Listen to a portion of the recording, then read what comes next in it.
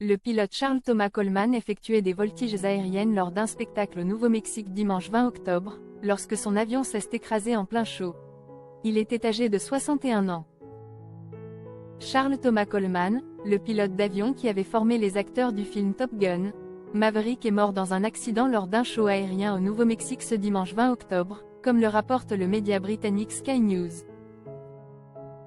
Selon les autorités locales, le pilote américain de 61 ans effectuait des voltiges aériennes lorsque son avion, un Extra Flugzeug à 300 biplaces, s'est écrasé en plein spectacle à 800 mètres de l'aéroport international de Lacrosse.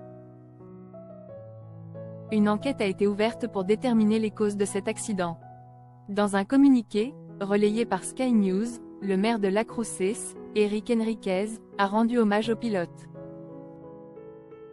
Nous souhaitons présenter nos plus sincères condoléances aux proches et aux fans de Chuck Coleman, a-t-il déclaré.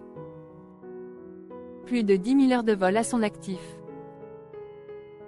À la fois ingénieur, pilote de voltige et pilote d'essai, Charles Coleman comptait plus de 10 000 heures de vol à son actif, selon son site web. Il avait également participé à plus d'une centaine de spectacles aériens et réalisé plus de 3000 vols à bord d'avions de voltige dont plus de 4100 heures dans des Extra Flugzeug A300.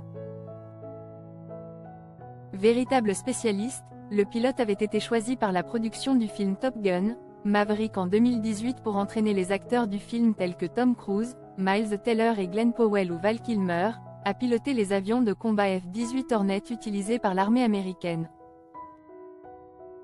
Il était ingénieur aérospatial, pilote de spectacles aériens et d'essais, et notre ami et allié. Chuck était très facile à vivre et nous nous sommes toujours sentis à l'aise lorsqu'il nous partageait son expertise, a écrit l'acteur Miles Teller sur X pour rendre hommage au pilote.